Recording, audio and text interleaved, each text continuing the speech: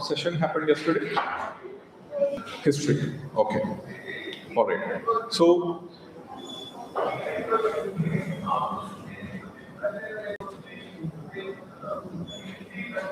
history, geography, polity, and economy. Okay. These are your 4 pillar subjects. Pillar subjects means all other subjects are based on these basic understanding. Okay. For example, environment and ecology. So for proper understanding of environment and ecology, you need a proper understanding of geography. Okay. And sometimes government makes certain laws in order to protect environment. So how these laws are being made, with what purpose, you should also have a knowledge of polity. Fine. And if government want to environment, law is being made, fine. Now government have to spend the money, fine, in order to protect it. So for that purpose, you should also have a good understanding of economy also.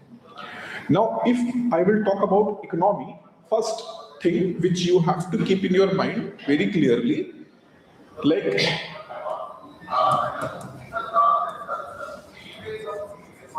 economics and economy.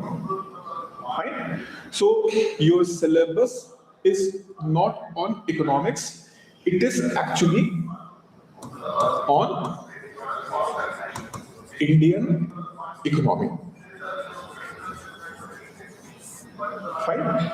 So your syllabus is of Indian economy, and you will find this Indian economy not only in the prelims exam, mains exam. In fact, you can expect minimum 3 to 4 questions in your interview also on topics related to Indian economy. They will definitely test your understanding. Though you have shown your skills in the prelims exam and mains examination, but they always test at least 2 to 3 questions they will ask you on the Indian economy. Okay. Now, if you will see from the exam perspective, as we know that prelims and mains. Fine. Here, syllabus is given. Interview, of course, it's a personality test, so they are going to ask questions from the different areas. But in the case of prelims and mains examination, if you will see in the prelims examination, general studies paper have how many questions? 100 questions. 100 questions are there. In mains, general studies is divided into 4 papers, each of how much? 250 marks. And economy come under GS paper 3. Fine. Economy comes under GS paper 3. And if you will see this 4 GS paper pattern, this 4 GS paper pattern was introduced by UPSC in year 2013. Before that, there was a 2 general studies paper, but from 2013 onwards, under the new examination scheme, they have introduced 4 general studies paper, each of 250 marks. So in GS paper 3, apart from economy, security, science and technology, disaster management, fine, these are also part of your syllabus. Now, GS paper 3, as I said that, economy, security, science and technology, environment, and disaster management. So in this way, this is the scheme of GS paper 3. And if you will see how many questions they are asking in the economy, first of all, let's discuss about GS paper 3 means mains scheme. And here, as I said that, question paper is of 250 marks. And if you will see from 2013 onwards, fine, 2013 onwards, till then 2025. If you see in this journey of 12 years under the new syllabus, they have asked questions from economy somewhere around 75 marks minimum to 110 marks. Fine. So minimum 75 marks worth question out of 250, you will get from where? Economy. Fine? Economy. Acha. Economics is a subject. Fine? Subject. And its application.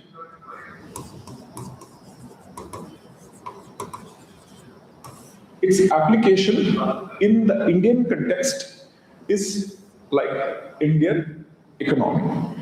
So, for example, how price increases. Fine? How price increases. So, we study this thing in the economy, why and how price increases. And when we study the same thing in the context of India, so that will be Indian economic issue. How price in general increases, fine, and how price are increasing in the Indian context, that is what? Indian economy. So basically, to understand Indian economy, you should have basic understanding of what? Economics. So we are going to have basic understanding of economics, and with that we will focus on Indian economy. Okay, so as I said that in the mains examination, they do ask somewhere around 75 marks to 110 marks. But if you see latest trend, fine, 2020 onwards. So from 2020 onwards, they usually somewhere around 80 to 90 marks worth question they do ask from the economy. And one more thing which is being observed now these days, UPSC is trying to become more interdisciplinary in the nature. Interdisciplinary in the nature means something may be considered as a topic of polity. Okay. Now, if you can answer, federalism is a polity topic or economic topic? Federalism. Do you understand what is federalism is? Huh? Any idea? So like we do have a central government, we do have a state government, fine.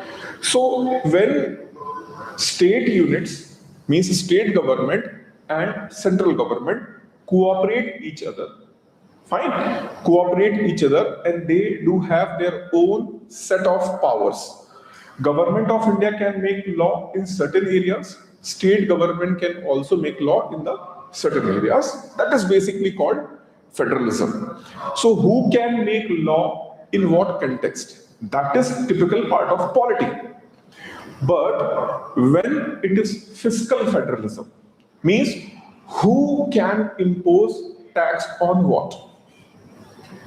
Central government can impose a tax or state government can impose a tax. When petrol, diesel is being sold in Telangana, who can impose a tax on it? Central government or state government? Central government or state government? Is it GST or not? Huh? On petrol, diesel, there is a GST or not? No. On the sale of petrol and diesel, there is no GST. The tax system, what we do have before GST, GST came into 2017. So before GST, what taxes system was there, same tax system is still applicable on sale of petrol, diesel, liquor and electricity. We will understand why. But as of right now, on the sale of petrol, diesel, both center and state applies their own taxes. Both applies their own taxes. And that is why you will find that the price of the petrol diesel in your state might be different from the other state. A very funny example. Delhi and UP and Haryana. Fine. So what happened? In Delhi, petrol price, I'm telling you just about, it's more than 12 years back, fine? When I was in Delhi. So what happened? Delhi government have increased the tax on the petrol diesel. Fine, they have increased the tax on the petrol diesel. So the petrol at that time, it was 80 rupees per liter. So in Delhi, it became 83 rupees per liter. And if you will cross and reach to Noida, which comes under the jurisdiction of Uttar Pradesh, petrol price is still how much? 80 rupees. Fine. So in the evening, you can see that if you are living nearby area in any high-rising building, you can see that a lot of people are going to where? Noida. They fill the tank and they will again take a U-turn and come back. If you are living nearby to the Uttar Pradesh border, like Noida, you will go there and you will pick petrol and you will come back. So tax is a matter of discussion between both center and state. Fine. So certain taxes can be imposed by only center. Certain taxes can be imposed only by state. For example, agriculture. So when people will earn the income from agriculture, only state government can impose a tax. Whereas if you are earning income by any other means, only central government can impose a tax. But if income is being generated through agriculture, it can be taxed only by state government. Central government is not allowed as per law. Fine. But again, do you know majority of our influential people are by nature farmers? Most of the influential people, even many of the politicians, they are also businessmen, fine, actors, actresses. If you see their income tax profile, fine, if you see their income tax profile, majority of them, they are farmer on that tax. Reason? Because if you are earning income through what? Agriculture. Who can tax? State government can tax. But till this date, no state ever have imposed any tax on agricultural income. Fine. So if you want your income cannot be taxed, the income should come from where? Agriculture. Central government will not impose and state governments are not imposing. But question arises why? Because if you see, majority of the farmers in India, they are either small or marginal farmers. When I say small and marginal, that doesn't mean that according to the height. Fine. Small and marginal means those farmers who have land holding less than 2 hectares. So, majority of the farmers, in fact 80% of the farmers in India, they are small and marginal farmers. So government feel that it is not appropriate to tax their income because already they are earning very less income. And that is why tax is not being imposed on what? Agricultural income. And people take benefit of it, becoming what? Farmers on the paper. Fine. Have you ever heard the word Benami property? How many of you have heard the name Benami property? What is Benami? Do you understand the meaning of Benami? What is the meaning of Benami? Huh? Property is on? So it should be others' names property. Why Benami property? To reduce the tax. So less. What exactly Benami means? This is actually Hindi word. Benami. Fine. Benami is basically coming from a property which do not have any name. But how it is possible? How a property can be there without any holder? Fine. All these properties are held by some person. Either government is holding or some person is holding the property. So how it is possible if property is held by no one? Because Benami means no one. So what is Benami? So actually what happened? Fine. How it happens? Some corrupt person have accumulated good amount of money through corruption. Fine. Now he want to save his money from taxation. Fine. And he want to not show he have accumulated that amount of income through the corrupt practices. So he want to invest that money in the land. Fine. So what he did, he created a artificial identity. Fine. Tukaram. Fine. Now this Tukaram has his forged Aadhaar card, PAN card, but the real Tukaram exists nowhere. But on his name, property papers are ready. Fine. Property papers are ready, and the property on his name. But all the property paper, property tax, each and everything is paid by this person, person A. So person A involved in the deep corruption. He accumulated good amount of money, and that money he have utilized in order to purchase the landed property. Now this landed property is the name of whom? Tukaram. TR. So Tukaram. So property is in the name of Tukaram. But the Tukaram nowhere exists. That is called what? Benami property. So property is the name of some person, but that person do not exist. And this is why usually the price of land, you know that the property price, the land price is fixed by whom? Who fixes the price of the land? Government fix. And state government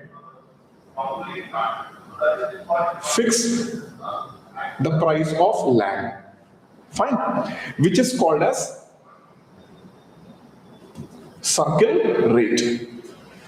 Fine. Circle rate. Circle rate means, for example, Ashok Nagar. So in the Ashok Nagar, what will be the price of 1 square feet? So 1 square feet land will be at what price? Fine. It will be fixed by whom? State government, and on the behalf of state government, 𝐃𝐨𝐰𝐧𝐥𝐶. Fine. So they will fix the circle rate. Now circle rate is fixed. But interestingly, if you see that what government price is. So suppose government price is 1,000 rupees. Fine. Government price is 1,000 rupees. But when you will go and try to purchase the land, might be land price will be 4,000 rupees. Government has set the price how much? 1,000 rupees. But the same land is sold in the market at what price? 4,000 rupees. Reason? Reason? Why it is being sold at very high price? Huh? See, here the basic principle of economics work. That is called demand and supply principle. If the demand of anything is going to rise, but its supply is limited, then price will increase. So when you go to any tourist place and you want to eat Maggi, is it going to be 20 rupees or sometimes 200 rupees? 200 rupees. Why? Yes. So what happens, especially in the case of land? People, by doing wrong activities, accumulated huge amount of money. Fine? Huge amount of money. And with that huge amount of money, they created what property? Benami property. So because of this Benami property, fine, because of this Benami property, the demand of the land is consistently on what? Increasing. And because demand of the land is consistently on the rise, the price of the land is also going to rise. Understood? Now see, whenever government is going to say, we want to take this land for this project, people are happy or they are going to angry on it. If government is going to take their land, they are going to be happy or they are going to angry in general. Angry. Why? Because their land is going to be taken by the government. That is not main reason. The main reason is government says that we will take your land and we will compensate you. We will take your land and we will compensate you. And we will give additional benefit to you. Now the land price as per the government rate is how much? How much? 1,000. So as per government price is 1,000 rupees. Fine. And government is also saying that we will pay 50% additional. So actually government is going to pay how much? Or even government says that 100%. So what is the land price plus 100% additional compensation? So you are going to get how much? 2,000 rupees per square feet. But actual market price is how much? 4,000 per square feet. So do you think people are going to be happy with that? Absolutely not. Absolutely, they are not. So see, with this simple concept of demand and supply, we just try to understand why sometimes land acquisition in India, even for very important project, is going to be problematic. Because people are going to face loss. But do you know that in some area people are very happy? Why people are very happy? Because in some areas, people do not want to invest their money in the land. Fine. If you are having a land, fine, in Hyderabad city, and if you are having a land 100 kilometers away from the Hyderabad city, which land is going to be more costly? Which is in the Hyderabad city or which is 100 kilometers away from the Hyderabad city? Which one is going to be more costly? Hyderabad city or 100 kilometers away from the Hyderabad city? Hyderabad city. Why? All the amenities are available. Airport is available. Fine. Train station is available. Better hospitals are available. Pizza is available. Fine. Everything is available at ease. But if you are 100 kilometers away from the city, many of the amenities might be not available. Fine. So, suppose this is your Hyderabad city.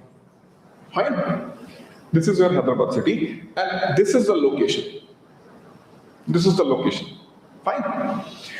Now, government have announced, Government of India have announced, we are going to connect Pune city with Hyderabad city. Pune city with Hyderabad city. Pune is here. And we are going to connect Pune and Hyderabad through bullet train network. And that bullet train network will pass from here. Now tell me, the price of the land will be remain same or is going to increase or it is going to jump? Increase or jump?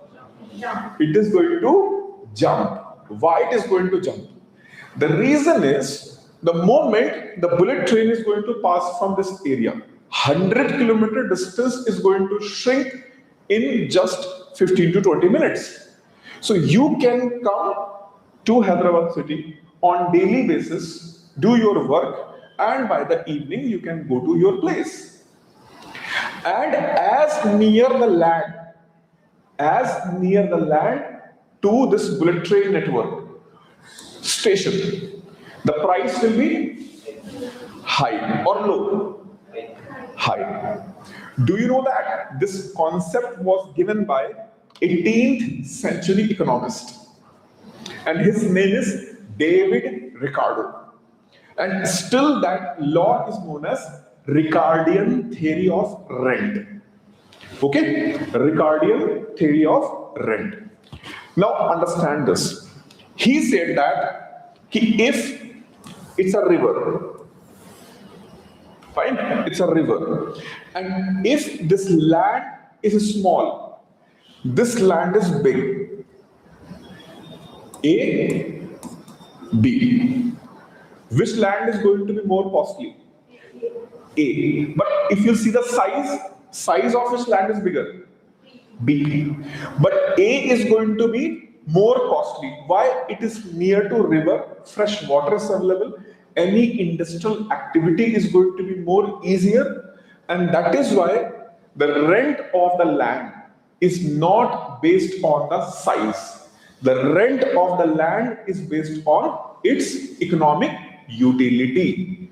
Okay? The rent is based on what? Economic utility. So if the economic utility is high, rent is also high. If the economic utility is less, rent is also going to less. Majority of you are going to stay in the hostels to continue your journey. How many of you are going to live in the hostel? Okay, majority of you are going to live in the hostel. So if you will search the hostel near to this premises, rent or the charges they are going to ask you to pay for that pigeonhole. That pigeonhole, how many of you are already living in the hostel? So it's a room or pigeonhole? It's a proper room or pigeonhole? Look like a room, but actually it is what? Pigeonhole. Okay? Like people have some pet pigeons, so they will create holes, and in that people are going to put those pigeons, and that is why it's like a pigeonhole. Fine. So tell me, if you will, means before staying in that hostel, you must have searched for the rooms. Fine. So what you found? The rent is near to this premises is low, or rent is low away from this premises? Low away from this. Away from this premises. Why? Because if it is away, you have to spend more time to walk and come to the class. Suppose that 10 minutes walk, 5 minutes walk, 15 minutes walks. 15-minute walk one way, half an hour daily, and you will get exhausted also. Fine. Whereas if you are staying nearby only, you woke up in the morning and you directly come to where? Class. Why? Within 2 to 3 minutes. The rent will be what? High. Fine. So the theory given by David Ricardo in 18th century still exists. Fine. In a different form. So Ricardian theory of rent is a theory of economics. But we will see in the subject of economy also. If economic utility is not there, then the rent will be what? Decrease.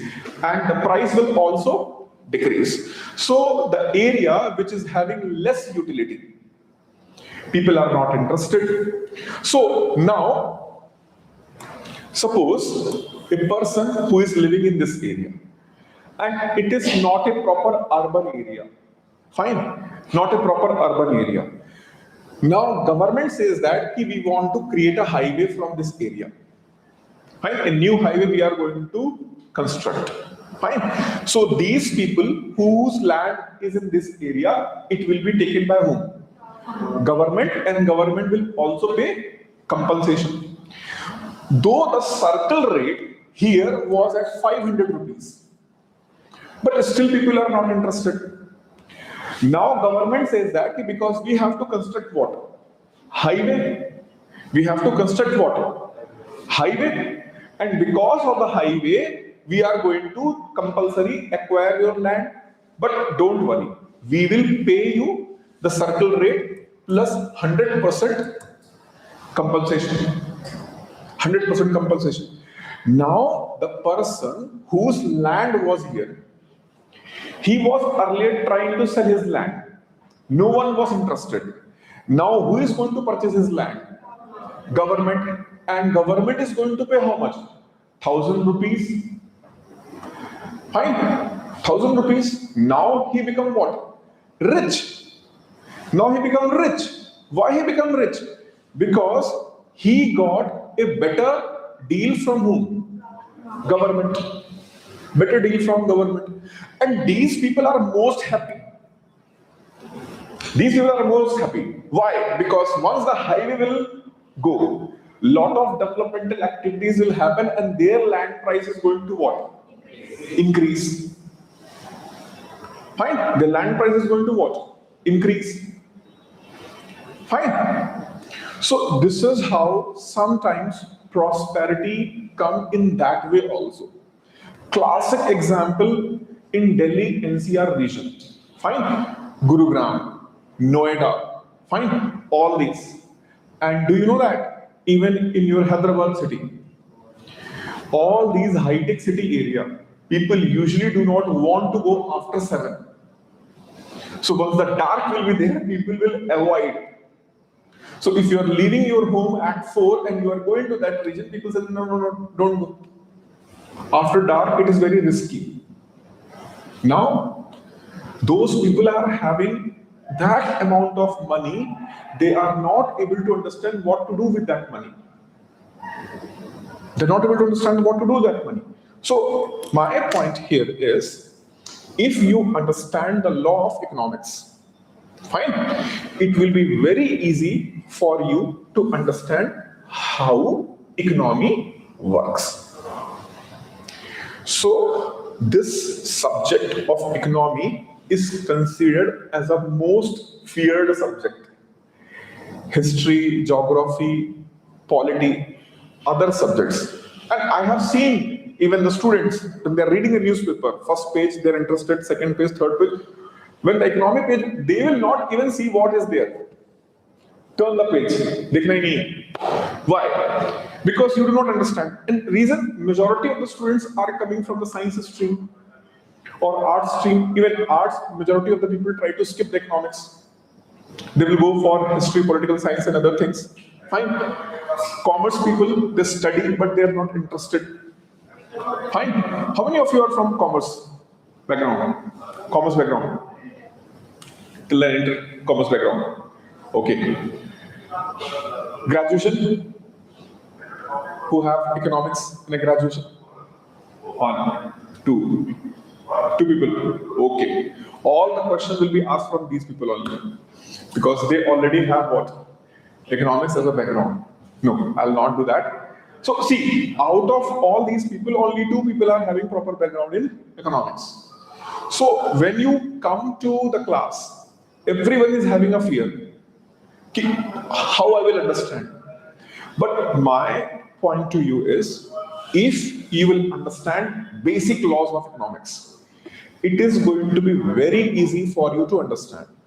But if you will not pay attention to basic laws, then it is going to be total loss for you also.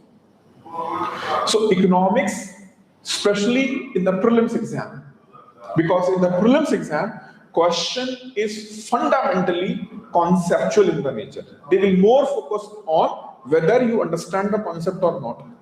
So economics is like either 0 or 2 marks. Very less chance of negative. No 0.66 negative. See, 33% is going to be reduced of every marks, every question, if you will wrongly attempt a question. So negative marking is there. So which one is better? 0 or negative? 0. 0 is better than what? Negative. So the idea is, economics is a highly conceptual subject. So if your fundamentals are solid and strong, out of 18 questions, 15 to 16 you can easily attempt. I'm talking very practically. Fine. Out of 18, 16 you can attempt. I will consider 1 or 2 you are going to make wrong. Fine. Because human. Fine. Human factor. So still you can go for 15, 14 questions. So net 14 means 28 marks. So economy can give you 28 marks without reducing factor. Now, suppose, I'll not say any other subject, but imagine a subject is giving you 30 questions. Economy is giving you 16 to 18 questions. Other subject is giving you 30 questions. But in that 30 question subject, 10 questions if they will went wrong because the subject is not conceptual in the nature, memory based. Fine. And out of 30, if 10 went wrong, 20 went correct, then still you are in the more loss than the profit. So my point is, economy in the prelims exam is going to give you how much? 16 to 18 question on an average. Sometimes it may further go to 20 to 22 questions. 20 to 22 questions will be there. Fine. And in the worst case, 14, 15 questions will be there. But on an average, every year in the prelims exam, you are going to get 16 to 18 questions. And what they do, they focus in prelims exam, concept plus current affairs. But current affairs, you will able to understand only what you understood, the conceptual part correctly. So if you have a solid understanding of the concept part, then whatever is happening in the current phase, it is not going to create a challenge for you. So conceptual understanding and current. So what we usually do in the class, when we take any topic, for example, monetary policy. So we will first understand what is it, how it came into the picture, how it works. Then I am going to let you know in past 2 years how monetary policy have moved in India and what is a current trajectory of monetary policy, why government is taking this thing, why RBI is doing in this way.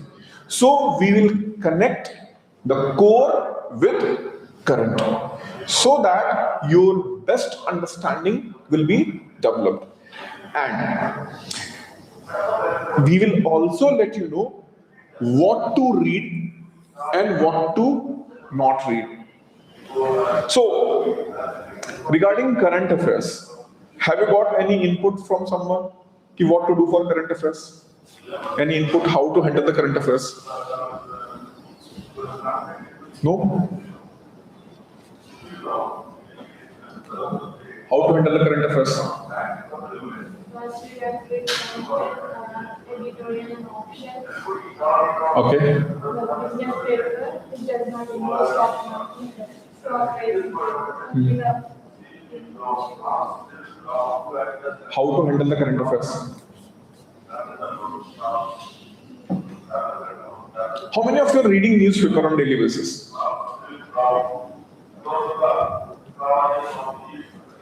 No one is reading newspaper. Chalo, take a oath. Take a oath. From today onwards, I will daily read the newspaper. It is an oath. If you want to clear the civil service exam, newspaper reading is non-negotiable. Like you do the toothbrush in a day, you must read the newspaper. Sir, बहुत बड़ा होता है. हाँ तो fine. Civil services is not an easy exam. If you feel something easy and like some easy go thing, then go and prepare for the SIS exam. UPSC is not an easy exam. It's a systematic exam that need an effort. And newspaper reading is non-negotiable, compulsory. How to read? We will let you know. We will discuss the newspaper for next few days, and especially I will let you know how to filter out certain news in the newspaper. I'll show you the newspaper on the screen, and I am going to let you know what to read, what not to read. On an average, in every newspaper, somewhere around 35 to 60 different type of news are there. but out of that, only 12 to 15 news are worth to read for the civil services. So 12 to 15 articles are worth to read. Now, one myth I would like to burst. Usually, everyone is going to suggest you, do not miss the editorials, right? Everyone will suggest you, do not miss the editorials. In the newspaper, editorials are being written by the most skilled people of that newspaper company. The most skilled people who are having enough knowledge, experience, they will write. So you will understand editorial only when you have clear understanding of the concept related to it. Your first approach towards the newspaper should be what it is, why, and how. So rather than too much worried about the editorial, try to understand what is it, why is it, how it is. So these three magic words you should focus, and that will help you to build what? The concept. That will help you to build your concept. And when you will build your concept, then the current understanding will be consolidated and the reading of the editorials are going to be easy. So as a beginner, I am not expecting from you to read the editorial. If you want to read, you can read. But major focus should be on what, why, and how. Fine. So for example, government is going to create a transshipment hub in Nicobar Islands. So why Nicobar Islands? How? Fine. How? And what is transshipment hub? What is transshipment hub? And why government want to create at where? Nicobar Islands. They can create Andhra Pradesh also. They can create it in Kerala also. They can create in Mumbai because we have long coastline. We have very long coastline. So you can create anywhere. Why here only? Why here only? Fine. So see, I'll show you through map.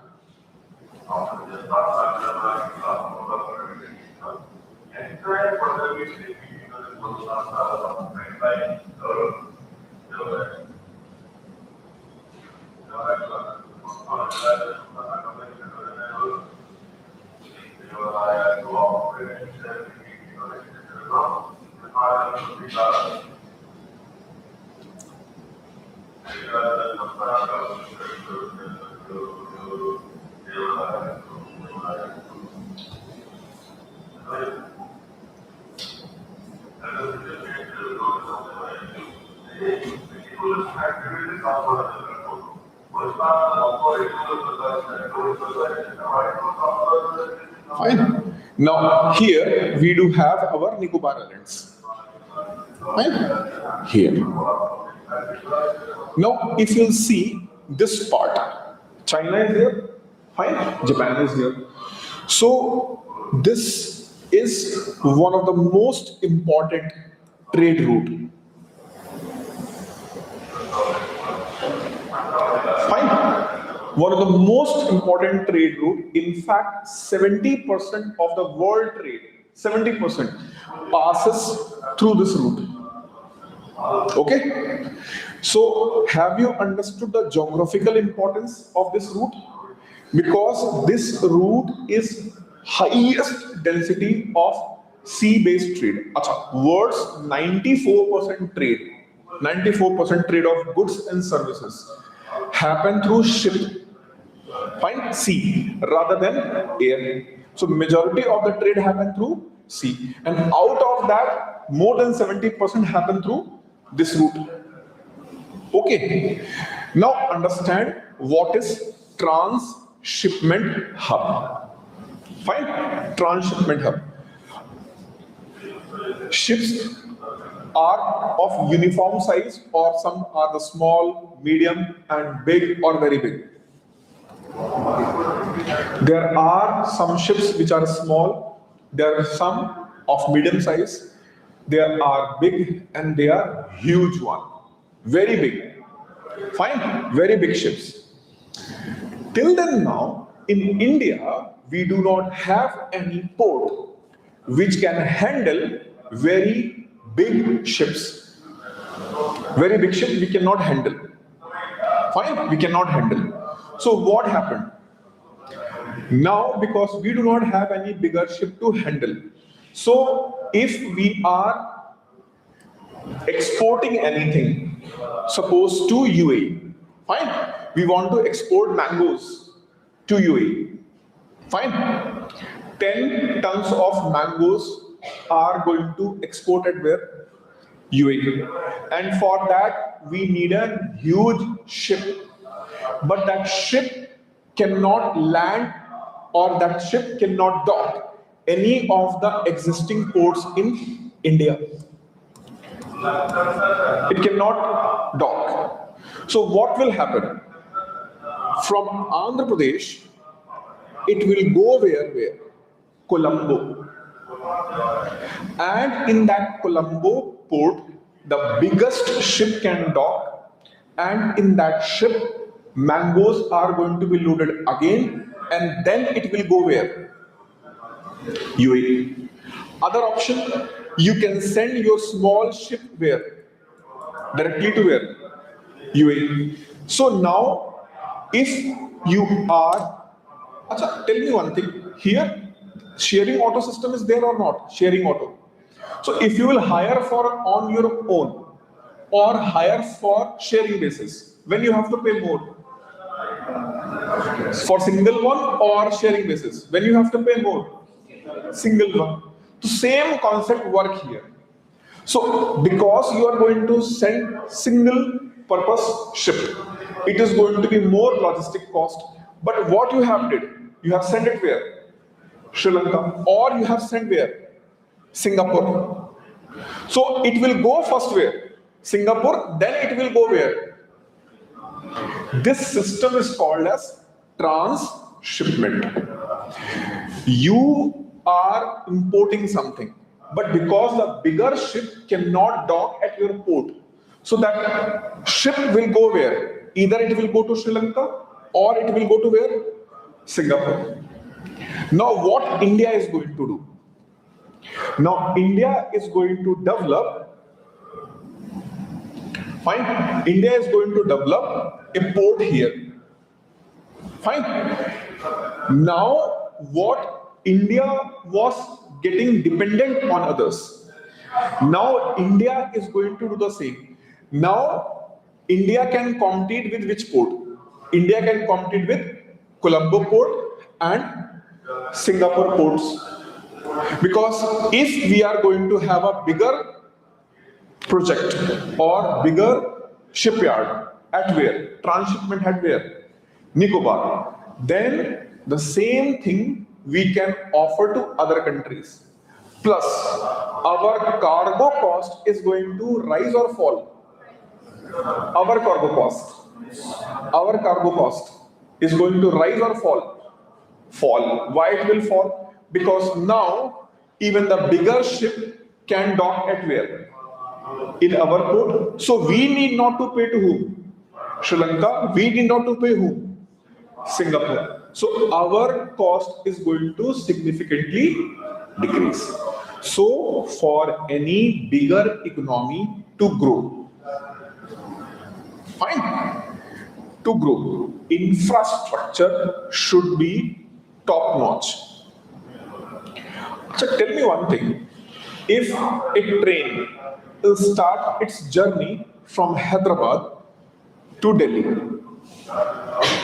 how much time it will take if it is a goods train?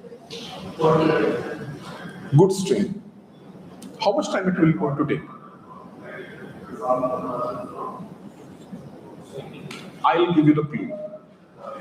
We can calculate roughly it is a 1500 kilometer from Delhi to Hyderabad, or Hyderabad to Delhi 1500 kilometer. And if you will go by 100 km per hour, 15 hours. But you will take halt and something like that. How much? 20 hours or 24 hours. Fine. So if you are having an average speed of 50 km per hour, you have having the average speed of how much? 50 kilometer, 50, and you have to cover how much? 1500 kilometer. How much? Somewhere around 40 to 45 hours, means roughly 4 days. What if you have average speed of 11 km per hour? If you have an average speed of 11 km per hour, then how much you are going to take? At least 16 to 18 days. So imagine 1500 km journey by Indian goods train is going to cover 1500 km in roughly 30 to 40 days. Whereas a Chinese goods train is going to complete the same journey in how much? Is going to cover the same journey in 3 days. Fine? In 3 days. So tell me, whose product is going to cheap and whose product is going to be costly? Chinese product is going to be cheap or Indian product is going to be cheap?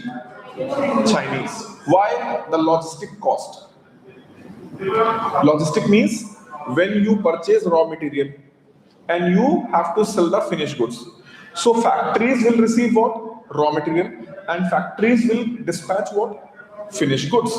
But if the dispatching is taking time and more money, then your product is not going to compete in the international market at better price. So this is why infrastructure project is important.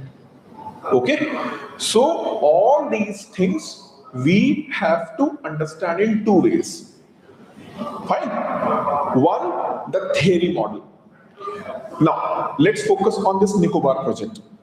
Now Nicobar project, government, do you understood why government want the Nicobar project? Why we need a Nicobar project? Understood or not? Understood? Now, the thing is, this project cost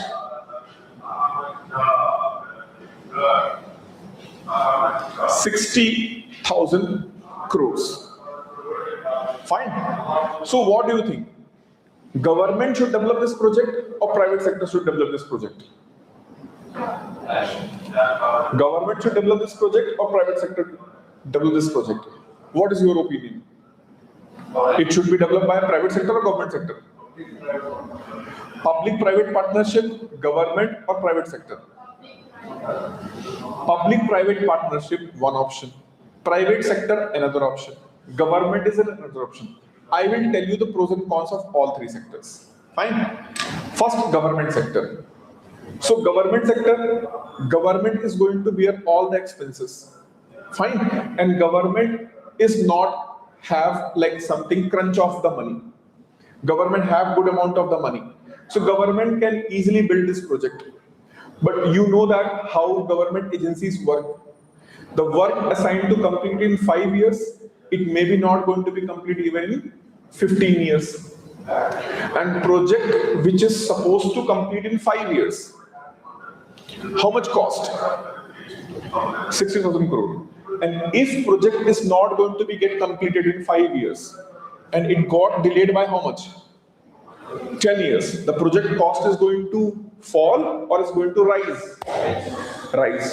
So shall we go for the government project? No. Now let's see the private sector. Private sector works on efficiency.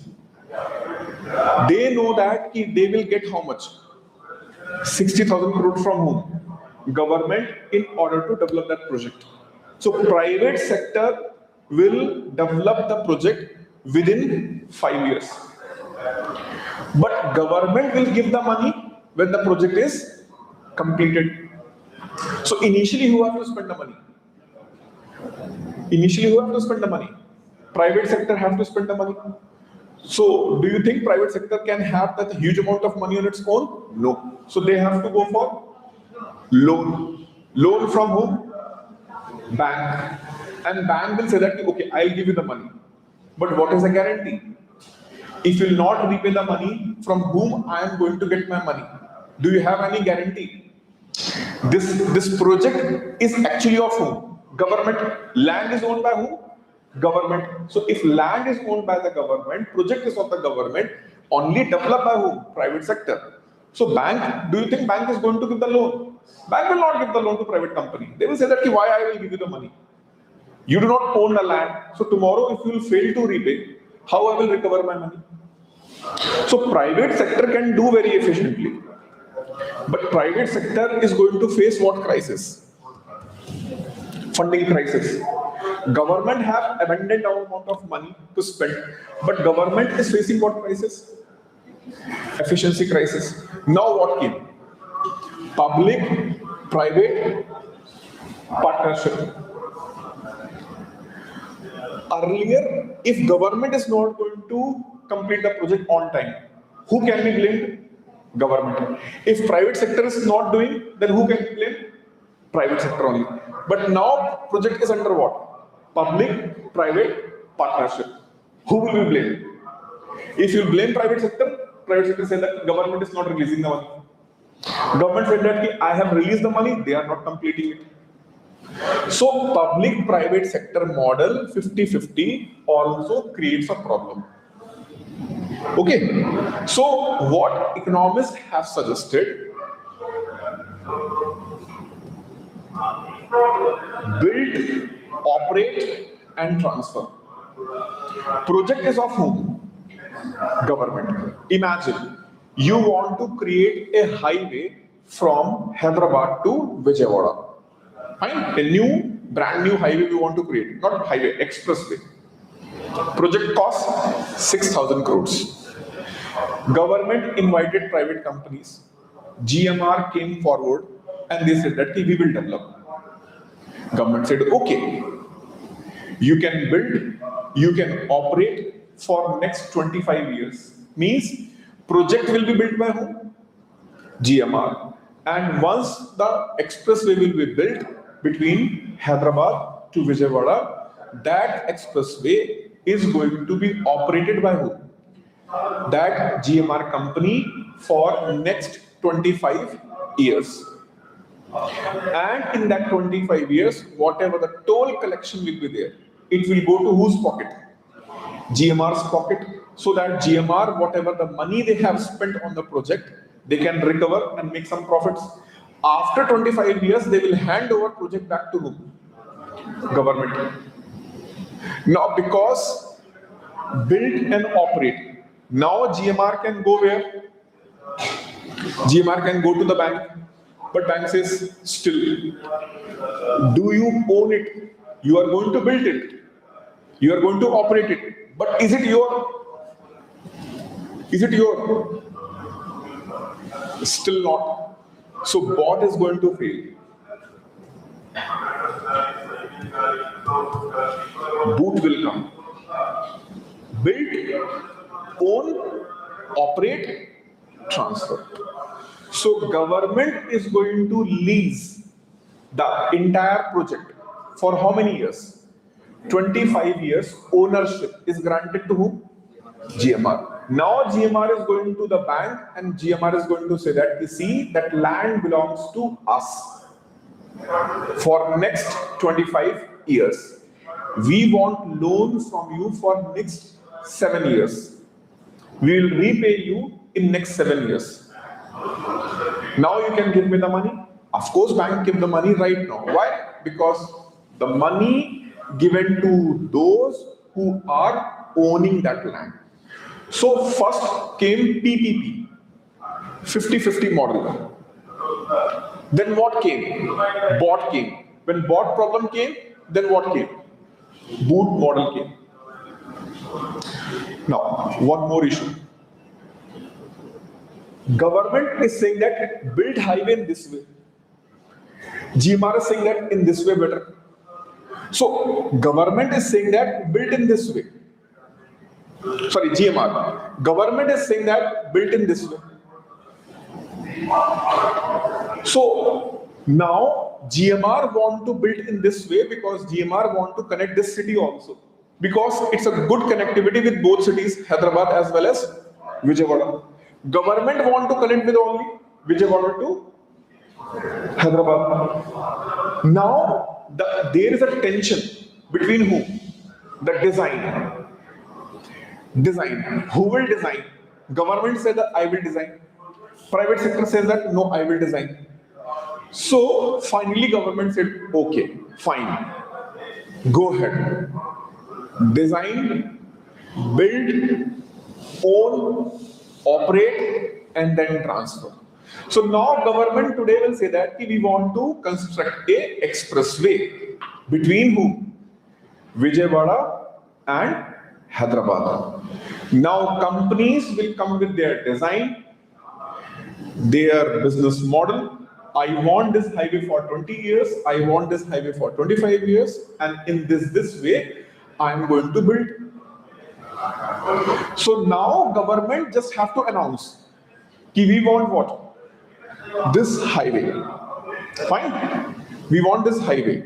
Private companies will come with what? Design, build, own, operate, and transfer. Fine, DBOOT. So from where we have started? Government project, private sector project, PPP, BOT, BOOT, DBOOT. Understood? Abhi dekho, understand one case. What happened? Have you understood this? Now see what happened. These are the two cities. Highways being constructed, Vijayawada and Hyderabad. Government have given right for how many years? 25 years. Project cost was how much? 6,000 crores. This project, highway project, that transshipment hub is 60,000 crores, but this highway project is how much? 6,000 crores. Fine. So government thought that this company will construct this highway, and after that for how many years they will operate? 25 years they will operate. Highway got constructed in 3 years. It got constructed in 3 years. Now this company have put 3 toll plazas, and in very first year only, company have received 1,000 crore worth toll. Company is very happy. Why? Because now they are going to get a good amount of toll in next 25 years. First year, how much? 1,000 crore. They spend how much? 6,000 crores. And in next 25 years, they are going to make how much? 25,000 crores. And government is like, mistake ho gaya. That project should be developed by us. Fine. Now government want to connect Vijayawada with Vijayanagar. Vijayawada with whom? Vijayanagar. This time government said, we will develop this project. We will not give any to private sector. Fine, we will not give to the private sector. Now government have developed this. Fine, and government have spent 7,000 crores. And government is also expecting paise honge. How much we are going to get? 1,000 crore at least a year. First year of operation, government have received only 200 crores. Second year, 100 crores, 200 crores, 100, 200, 100, 200.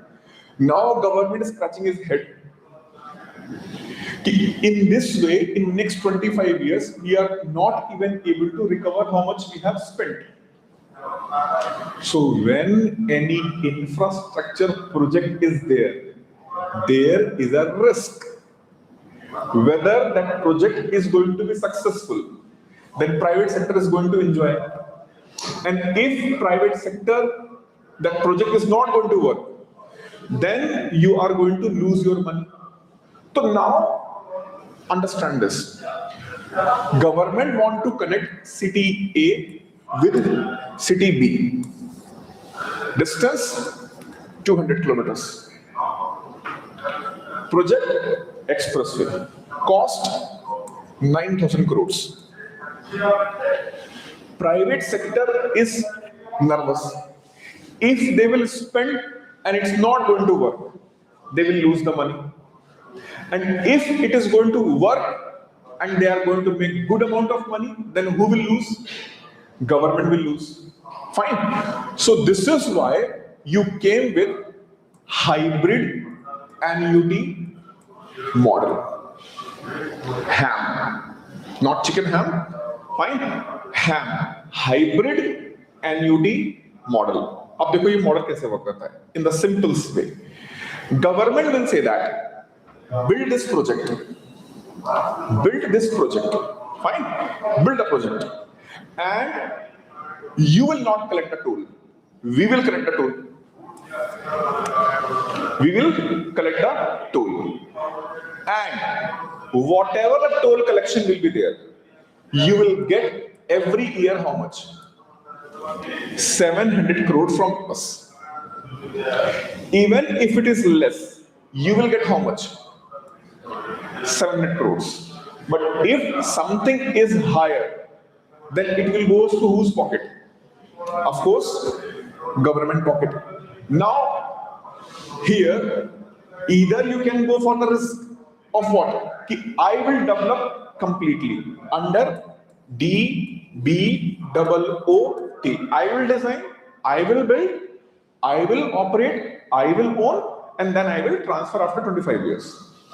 Or you can go for what model? HAM.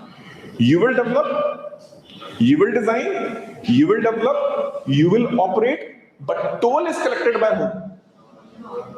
Government will collect the toll. And government is assuring to give you who? How much? 700 crores. So, who is bearing the risk actually here? Who is bearing the risk? Government is bearing the risk. And because government is bearing the risk, private sector is going to step forward to develop the project. And this is why in past 10 years, the highways, the expressways comes very fast pace. So a change in the approach have completely transformed the highway construction in India. From where? Public Work Department. Do you know this department? PWD. Fine. NHAI, National Highway Authority of India. Fine. Then what came? PPP came. Then GMR came. L&T came. Many companies will came. And with this, PPP, then BOT came, BOOT came, DBOOT came, but finally, majority of the projects are working on what model? Hybrid annuity model. So this is how the infrastructure projects works in the country. Have you understood what is a hybrid annuity model? So you have to develop, but your finances are being guaranteed by whom? Government. Now, if this highway is going to collect only 600 crore, then loss for whom? Government. But if highway is going to collect 1200 crores, then government is going to ultimately be profit. Understood? Fine. Understood now? Now see, there is already one highway between city C and city D. Already one highway. But this highway, considering the traffic between these two cities, this highway looks not good. That need to be upgraded. That need to be made better. So government says that we want to monetize this highway. Government said that we want to monetize this highway. So what do you mean by monetize this highway? Monetize this highway means government is going to announce we want to redevelop this highway. We want redevelop this highway on what model?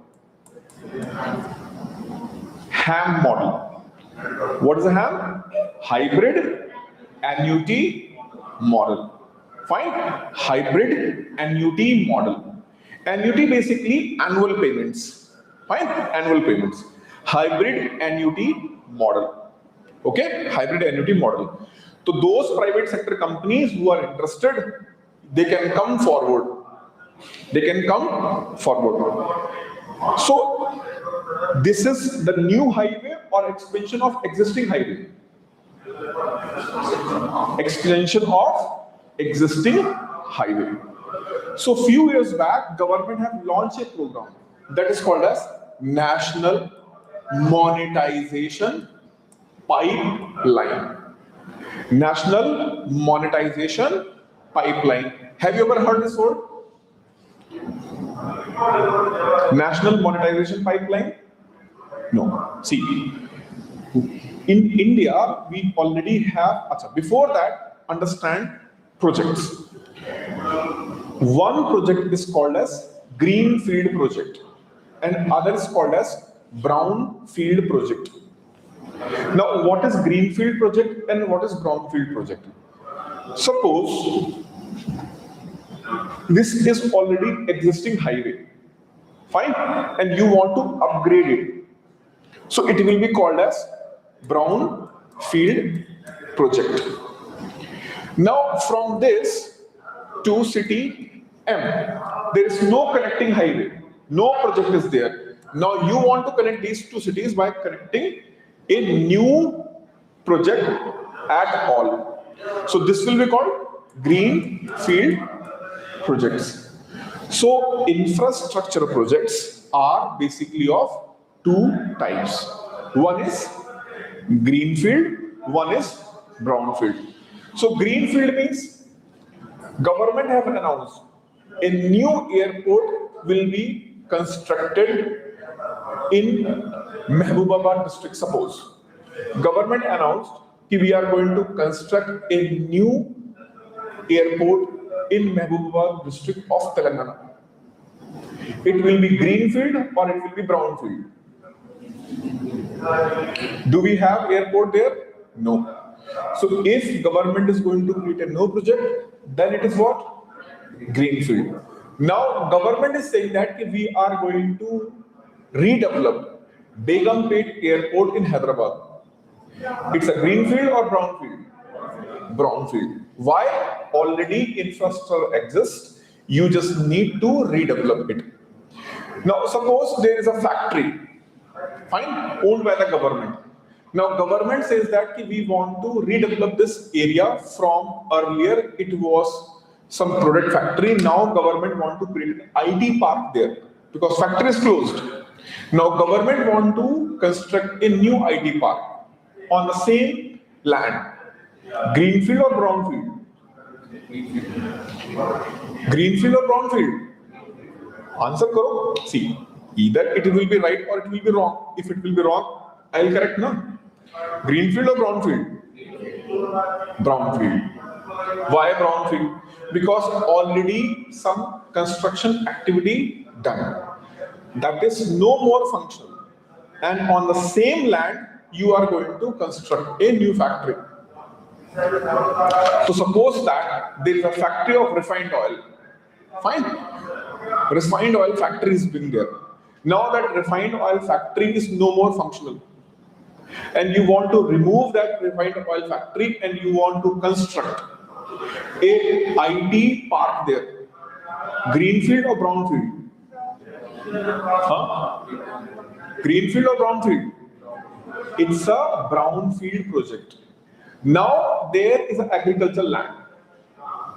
This agricultural land is going to have a new IT park.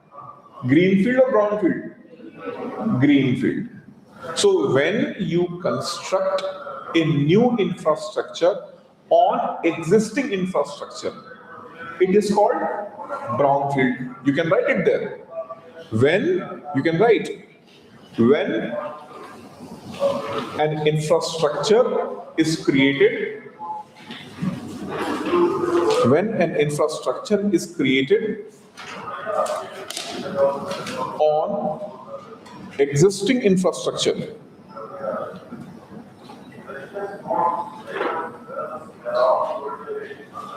on existing infrastructure. It is called as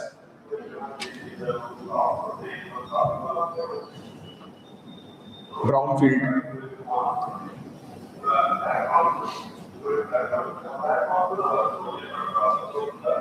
Whereas when project is constructed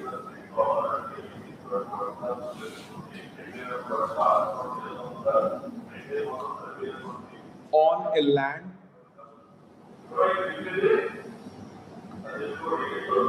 where there is no existing industries,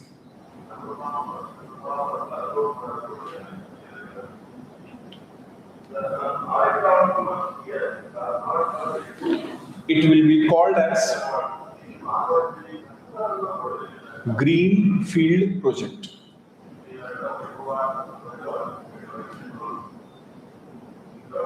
Have you mentioned those names? HAM, BOT, BOT, DBOT, DWBOT. Have you mentioned those names or not? BOT stand for build, operate and transfer. BOT stand for build, own, operate and transfer. DBOOT, design, build, own, operate and transfer. Another is HAM, hybrid annuity model. So which one is most efficient model? Hybrid annuity model. Fine. Achha. Now the highway which was already there. Fine. And government want to upgrade his highway. Government want to upgrade his highway. Greenfield or brownfield?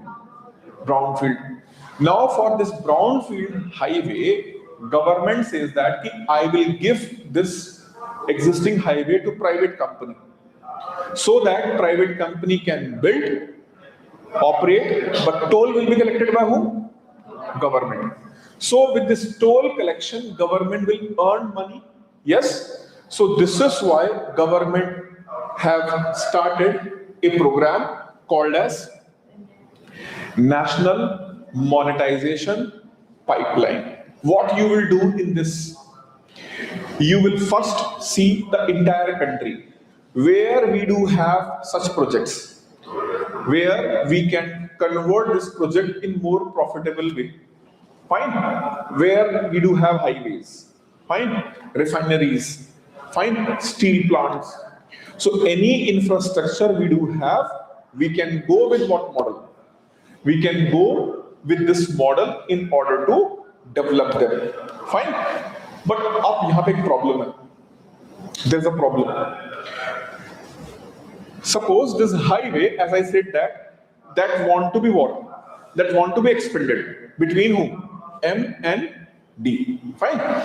But from here, one railway track and one railway track is passing. And railway and highway department, they are having certain issues. Highway department says that go and ask railway people to talk to us. Railway people say that why we will talk to you? You should talk to me. Fine. And this department things are unnecessary delaying the things. Railway says that we can't do this. Highway says that we will not do this. You have to cooperate. And because of this inter-coordination issue, project is getting unnecessary delayed. How to solve this problem? Government came with a new idea, and that is called as PM Gati Shakti. Now what will happen in the PM Gati Shakti? In the PM Gati Shakti, all the ministries and department are going to have one meeting with Prime Minister every month. Fine. Now Prime Minister have asked all the people, come and tell me the report. Where is your highway project? Sir, highway project is going well, but railway people are not supporting us. I mean, why you are not supporting? Sir, we are ready to support. They are not giving the report. Yes, why you are not giving the report? So now in front of the Prime Minister, both ministries are going to tell their issues. And Prime Minister will order, you have to provide this and you have to provide this. By next meeting, this matter will be resolved.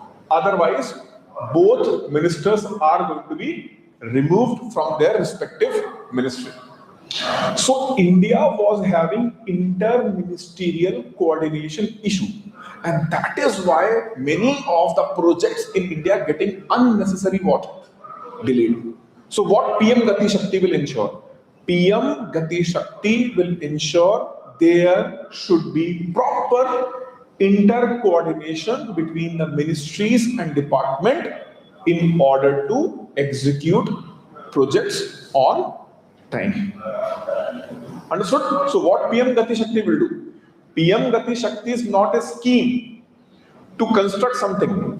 PM Gati Shakti is a way to create more effective coordination between various ministries and department so that all the projects can be executed on given time. So from where we have started? Government project, then private sector, then PPP model. From PPP model, we went for boot, fine, DBOOT and HAM. But department-wise issues are there, and you want to convert more and more project in the monetization purpose. So you have went for what? National monetization pipeline. But you find that the national monetization pipeline is having issue of what? Inter-coordination issue among the ministries. So you have started PM Gati Shakti. Fine. So PM, Prime Minister, Gati means speed, Shakti means power. Fine. So the task is to execute government projects with precision as well as speed.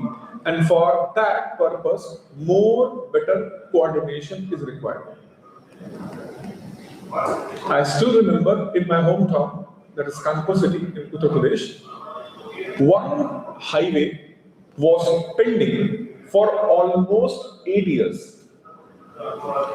You know why? Because Railway and Highway Ministry was not agreed on it. They are saying that construct in this way. Railway says no. Initially, Railway was, we will construct on our own. You will not construct. They said, no, the way you are going to, Railway was saying that we will construct and you have to pay. Highway department said, why you are going to construct in that way? That is unnecessary cost. We can construct in more efficient manner. And for that purpose, for 10 years, that highway was being stuck. Fine, only that portion. Otherwise, see, in India, British have went for two type of town plannings. Okay? British, when they have developed the urban areas, they went for two type of urban areas. One is administrative towns. And these administrative towns usually in the round shape. And all the industrial cities, they are in the length. So they are in the length. So for that, why the industrial cities British have developed in the length rather than in circle. So Hyderabad have ring road. Do Hyderabad have a ring road? Yes. Or outer ring road is there. Fine. So ring road shows that it's an administrative city. Whereas, as I given the example of Kanpur, it's an industrial city established by the British. And they want to supply the raw material and finished good with the trains. And that is why they have developed the city in the length and connected through what? Connected through a railway network. So that factories can be connected through this railway network. Fine. So in this way, they have went for it. So those cities which are expanded in both ways, now you have to construct an overbridge crossing what? Railway. But because both departments are not agreeing, and it caused a delay of 10 years. Whereas after this hybrid annuity model, fine, hybrid annuity model and this PM Gati Shakti, the distance between two cities of Kanpur and Lucknow is somewhere around 80 kilometers. Fine, it is of 80 kilometer distance.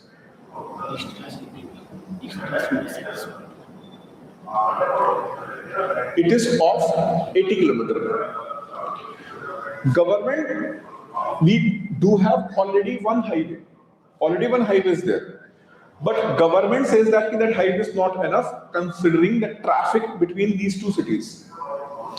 And with 2800 crore project, 2800 crore project, government have announced, and within 2 years, a new expressway is constructed between these two cities. Fine. And this stretch in the city, it was just how much? 4 kilometer stretch connecting two parts of the city. But that 4 kilometer stretch of overbridge have cost for 10 years. Main issue, inter-coordination issue. Whereas when a good coordination is being there, you can construct 80 kilometers expressway, 6 lanes expressway in just how much? 2 years, not exactly 2 years, 20 months. In 20 months they have constructed. Operations are already going on. Though recently news came, a certain portion of the expressway got damaged after its opening. So toll collection is being halted. But it shows that overall how you can increase your project efficiency if you are taking certain theories of economy. Fine. So economic theories we will understand, and their application we are going to use in our subject. Understood? So this is how we are going to connect. So what I have did in this class, I told the concept, I told you its application, and then I have given the current example. So this is how I will take class. Conceptual understanding, its application, and its current things. This is how we are going to have our economic class. Have you understood or not? Good. And do you know that it is one of the important topic of mains examination? Infrastructure. Every year, minimum 10 marks question you will definitely find on infrastructure and models of infrastructure. So infrastructure models, I have already told you. So I just want to prove my point. Fine. What point I want to prove? Infrastructure models is considered as a typical topic where people need lot of knowledge and understanding, only then they can understand.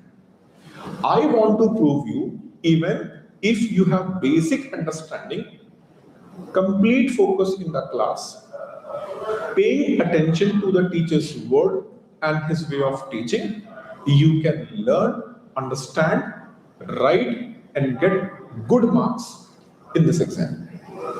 Okay? So, believe on yourself, trust us, focus, and study. Rest things are going to be in your favor.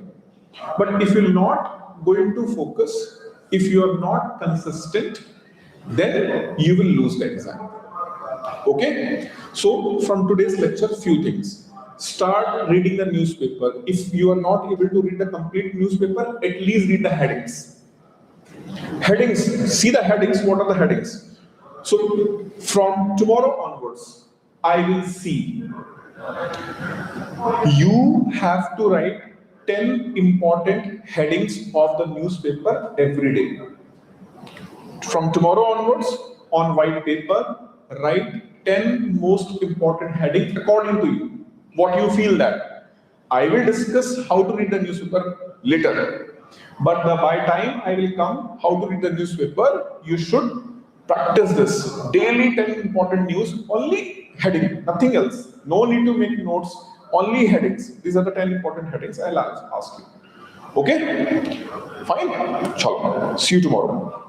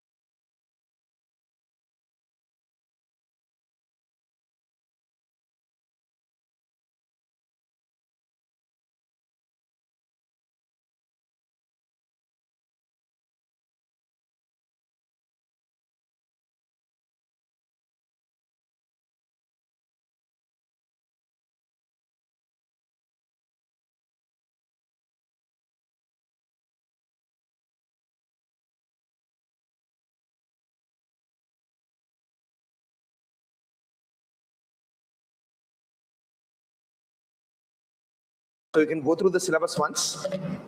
దాంతో పాటు మీకు ఇప్పుడు ఇస్తున్న material ఏదైతే prelims quest mains material ఉందో what you need to do is you put the Hindu news paper in front of you. First try to read on your own. Select any topics which you think are important. Then cross verify the articles that you have selected with the articles which are present in the newspaper, in the handouts are. This is one of the best and easiest method in order to sync your newspaper reading style to what is important and what is unimportant in UPSC. Are you understanding this, sir? Even though these materials contain a lot of information from PIB, Indian Express and other newspapers, but what you need to do is primarily focus on the areas which are present in Hindu newspaper. Which you and source kuda meeku mention chesi untaru. Okay, so in the handout source is also mentioned. So what you can do is you read the newspaper, tick mark the topics that you think are important first. Don't read this material directly. Then after that what you need to do is compare your newspaper tick marks and topics with the topics which are present in this handout. That way you will get to know like what is important and what is unimportant, and you will be able to fine tune your newspaper reading strategy on the basis of selection of topics. Understandable, sir? This is one small work that you can start doing. And even these materials also per day, I think you are getting somewhere around some 15-20 pages, right? Yes or no? So try to go through them. Okay, so you understand, don't understand, doesn't matter. Okay, just you keep reading them so that eventually they will make sense to you, sir. Understandable? So yesterday I told about one step function to you people, right? So which means that whenever you are reading something, you'll first hit a roadblock. You'll find it difficult to learn and understand.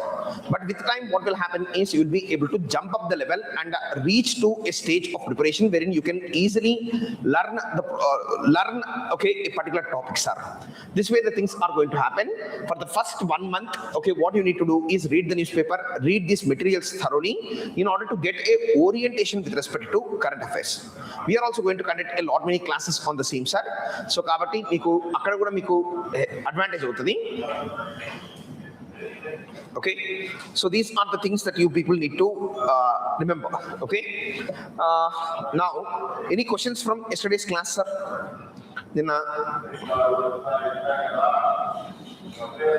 Okay so నిన్న మనం చాలా విషయాలు మాట్లాడుకున్నాం కదా.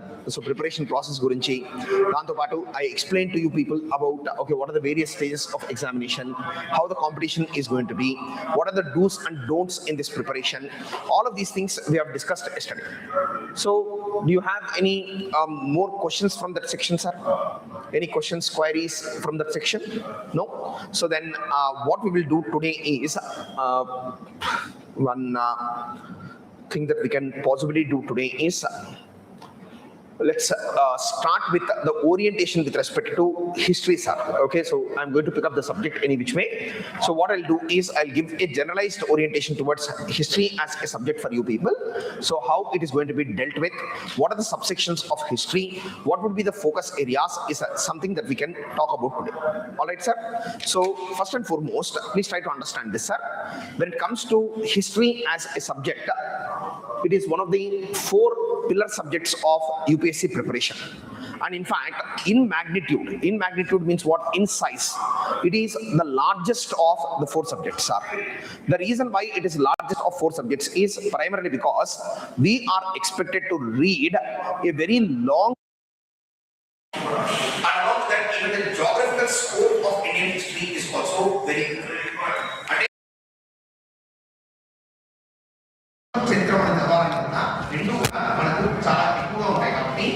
Naturally, what happens is history reading itself becomes a major challenge in today's preparation. Please try to understand this, sir. Many people tend to suggest a lot many books for history. For example, you might have known modern India and spectrum and book usually. So have you observed or seen the book at any point of time, sir? Okay, what is the book size? Isn't it humongous, sir? Okay, nearly 1000-page plus book, and even the font size in the book is also what, sir? Very small. So usually whenever I take classes, I tend to tell my students, sir, that spectrum book is lethal in 2 ways, sir. Okay, lethal means what? Causing harm. It is lethal in 2 ways. One is if you read it, you are going to die. Primarily because such a humongous book that it's very difficult to digest. If you try to read it and master it completely, you are going to die. And the second way in which it is lethal is if you hit someone with the book also, they will die, sir. రెండు రకాలుగా book dangerous. ఎవరైనా కొడితే ఆలు పోతారు, చదివితే మీరు పోతారు. Okay, కాబట్టి so this way the book is very tough. Similarly, for ancient and medieval also, there are very thick and bulky books which are present. World history, thick and bulky. Then post-independent India, thick and bulky. ఈ విధంగా ప్రతి section కూడా మనకు చాలా thick books మార్కెట్లో available ఉన్నాయి. కానీ అవన్నీ చదువుకుంటూ కూర్చుంటే యూపీఎస్సీ అయితే క్లియర్ అవ్వాలి, సార్. నేను క్లియర్గా చెప్తున్నాను. Okay, history as a subject it self will take 10 months time if you try to master the subject through books, sir. That is not required for us. What we are going to do is we are going to conduct the sessions with absolute UPSC orientation, and even though the number of hours are going to be a little more, but we are going to get a fair and complete understanding of history as a subject, sir. Nearly somewhere around 180 to 200 hours of your course duration I am going to take for history. Okay, nearly 180 to 200 hours, but our strike rate is absolutely very good, sir. Last year prelims paper on observe cheste 2026 prelims paper, 2025 prelims paper, our strike rate was nearly 90% in the prelims examination. Out of somewhere about 17-18 questions that have come last year, nearly 15-16 questions have directly come from classrooms, sir. And this year, even though the paper is a very tough paper, in which history questions are 21 in number. Prelims paper resolution లో మాత్రం మీకు history చాలా prominent role play చేస్తుంది sir, గుర్తుపెట్టుకోండి. అంటే 1/6 నుంచి 1/5 portion of the paper is going to be from history. Okay, ఈ year అయితే 1/5 పేపర్ అంటే 21 క్వశ్చన్స్ వచ్చాయి. అంటే 1/5 కంటే కూడా కొంచెం ఎక్కువ. 21 క్వశ్చన్స్ అంటే out of nearly 200 marks for prelims examination, 42 marks are from history section.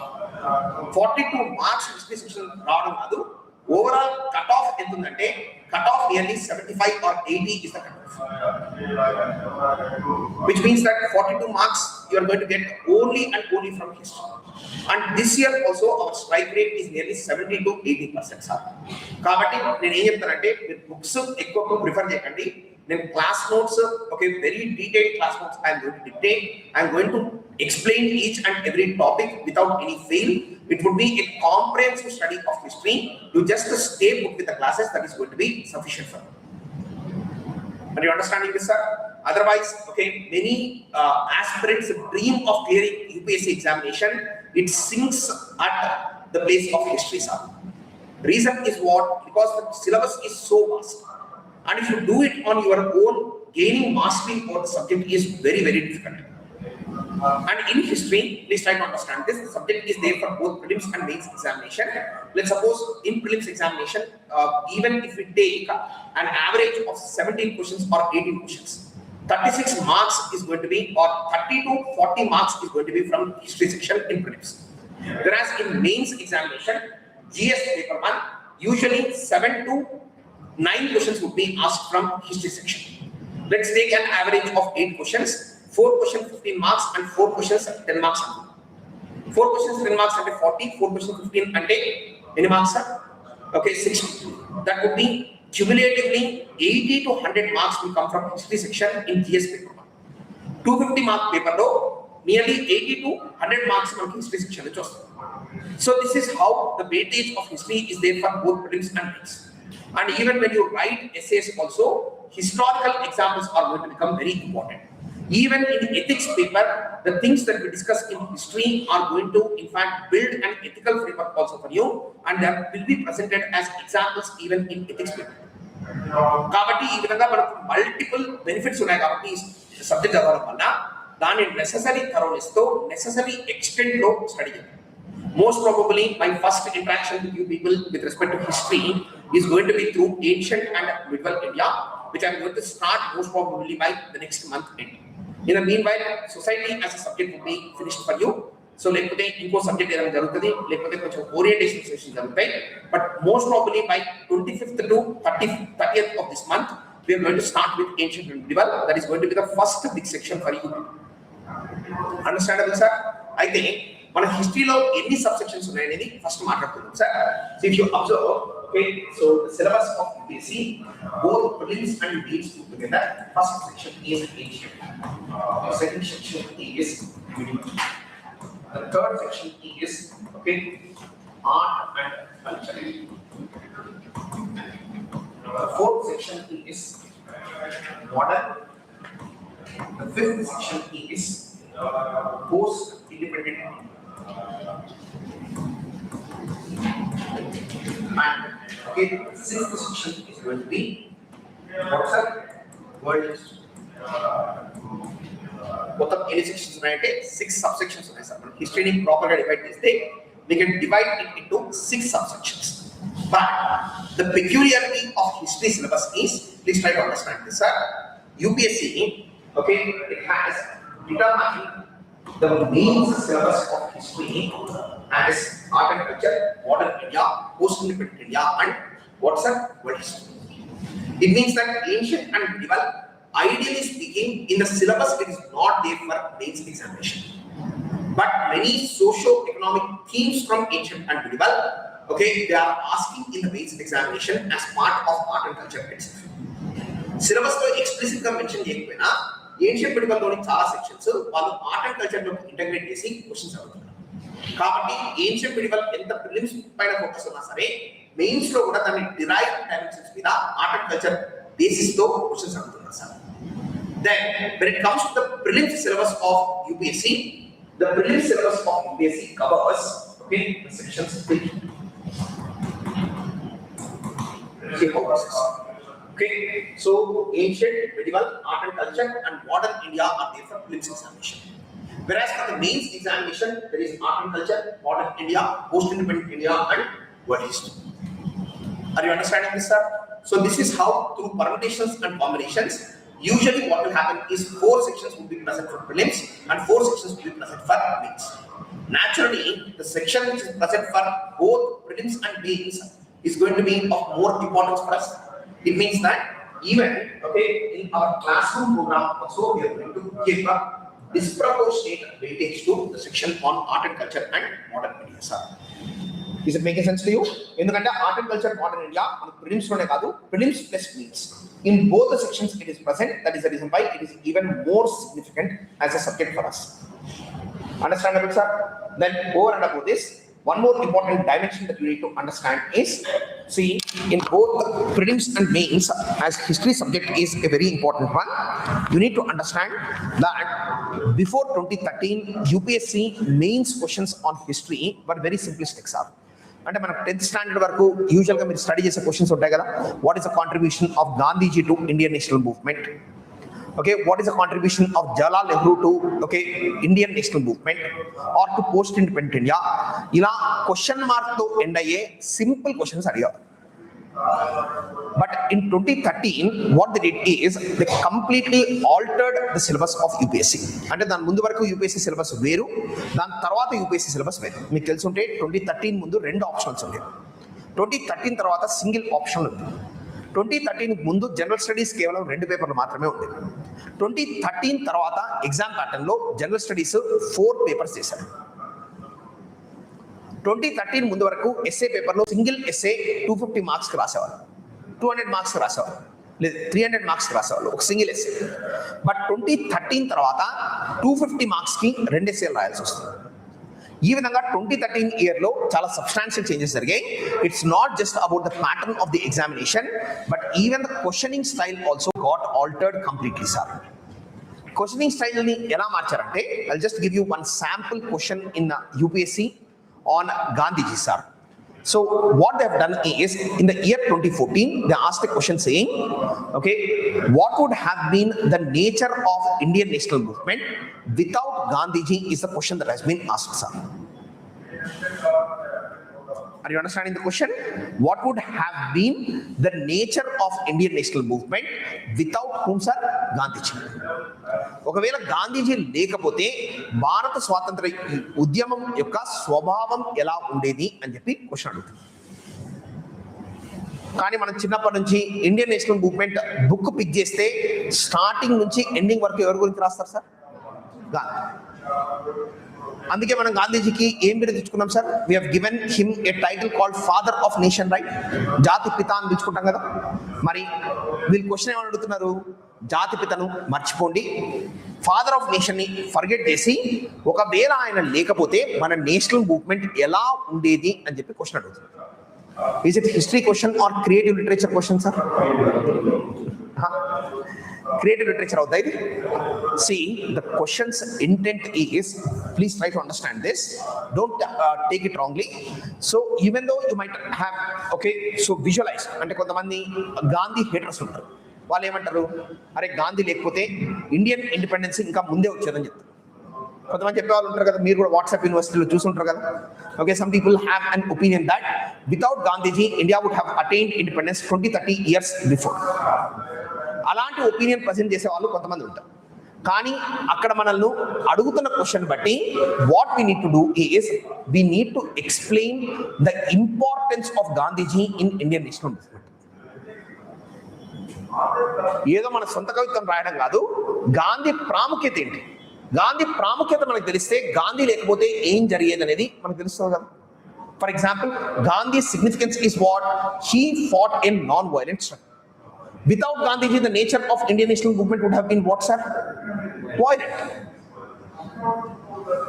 Then the second dimension is, Gandhi's one more contribution is he gave a lot of importance to national unity. He was able to join together the hands of so many people from different backgrounds. వాళ్ళ చేతులు కలిపి భారతదేశాన్ని ఒక United nation గా నిలబెట్టడంలో గాంధీకి చాలా ముఖ్యమైన role. Maybe if not for Gandhiji, India would have been a divided nation. Yes, that is also one possibility that is there. Then the third thing is, one more significance of Gandhiji is Gandhiji's national movement is a mass-based movement. అంటే భారతదేశంలోని అనేక ప్రాంతాల నుంచి జనాలను ఒకే సమూహం చేసుకుని with the help of the people he was able to defeat the British Empire. Maybe there would not have been a mass-based movement. So this way you need to write the answer for this question. అంటే కూర్చొని ఆలోచించి రాసే క్వశ్చన్లే అడుగుతున్నారు. అంటే direct గా మీకు book చదివి book నుంచి ఆన్సర్ ట్రాన్స్లేట్ చేయడానికి ఆస్కారం అసలు లేకుండా పోయింది sir. There is no possibility to write the answers directly from the textbook because most of the questions from history section are applied questions now. ఒక 2 యూనిట్లు తీసుకుంటారు. For example socio religious reform movements అని మనకు ఒక unit ఉంది, national movement అని ఇంకొక unit. వీళ్ళు ఏం చేస్తారంటే ఈ 2 ఏరియాస్ కి కంపారిజన్ క్వశ్చన్ అడుగుతారు. It means that they are asking you to think beyond the books. Book based reading అనేది ఇప్పుడు యూపీఎస్సీ ఎగ్జామినేషన్ లో ఏ సెక్షన్ కైనా కూడా సరిపోవట్లేదు. Beyond the books approach is something which they are expecting from the aspirants. Aspirants నుంచి వాళ్ళ expectation ఏంటంటే వీళ్ళు బుక్కులో చదివింది కాదు, వీళ్ళ సొంత తెలివితేటలు ఎలా ఉన్నాయి అనేది వాళ్ళు చెక్ చేస్తున్నారు. మరి అలాంటప్పుడు మీరు ఆన్సర్స్ రాసినప్పుడు you also should be oriented towards the same pattern. మీ మైండ్ సెట్ కూడా దేనికి ఓరియంట్ అయి ఉండాలి, అదే ప్యాటర్న్కి ఓరియంట్ అయి ఉండాలి. If it is not oriented properly, then you will not be able to make or get good marks in UPSC. Are you understanding this? And one more thing is, you can also write in this question's answer events from world history also. Why? Because decolonization అంటే independence రావడం అనేది ఇండియాకే కాదు కదా, Africa కూడా జరిగింది కదా, south east ఏషియాలో జరిగింది కదా. మరి ఆ ప్రాంతాలలో గాంధీ లేడు కదా. మరి ఆ ప్రాంతాల what happened to the national movement in those regions is something that we need to focus upon. Comparable countries which are similarly situated like India, but without Gandhiji, what is the nature of national movement in those countries we need to understand. And we need to present that in the answer. For example, Vietnam went to communist movement in order to attain independence. Similarly, in Africa, we can take the example of Nigeria, which has gone for an armed struggle in order to overthrow the colonial power. This way, you have to bring in world history. You need to explain about the significance of Gandhiji and then write an answer for the question. Is it making sense to you, sir? So, ante beyond the books approach ante application oriented ga maatrame maximum questions adugutunnaru. Clear? Understandable, sir? So this way you need to focus on the set subject, sir. Danto paatu history section has become very dynamic. Even in prelims examination, it has become a nightmare for many aspirants, sir. But rest assured, in our class we are going to definitely provide enough content in order to do maximum number of questions in the examination, and any which way you are going to stand in a better position than most of your competitors, sir. This is one thing that I can ensure. దాంతో పాటు మీకు తెలిసి ఉంటుంది so ancient, medieval, art and culture, modern, post independent India and world history. So these are the areas that we need to focus upon. Just a second, sir.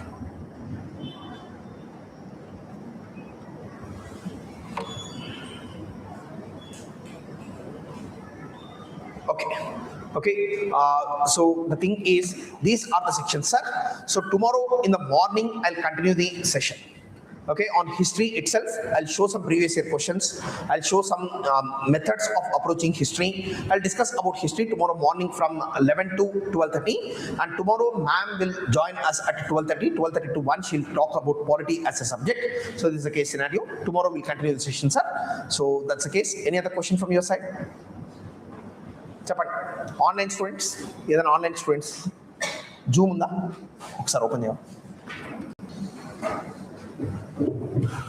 చెప్పండి sir. Any other question from your side? People should be asking questions now. Yes, I have been requesting you with the same thing over and over again. So as long as you remain absolutely silent in class, కిందికి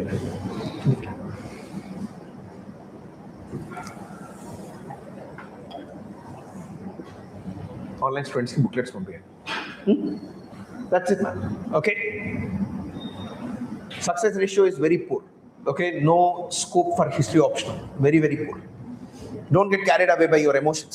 నేను కూడా చెప్పాను కదా, optional selection లో మాత్రం don't give any place to emotions. Don't be so over ambitious in any regard.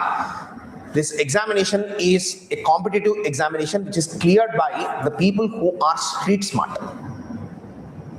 Okay, don't convert this examination process into a search for truth.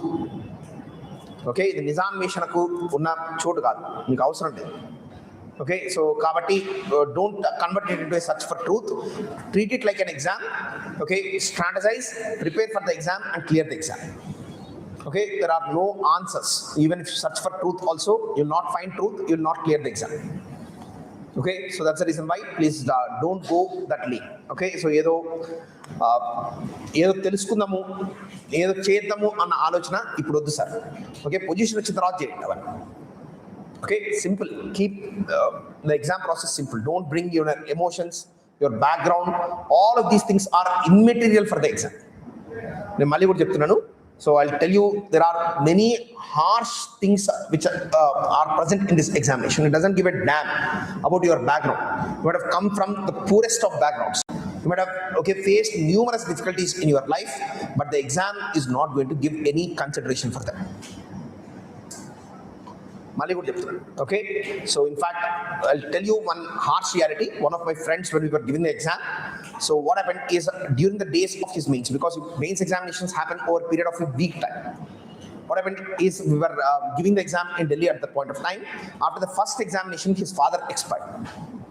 He is the only son.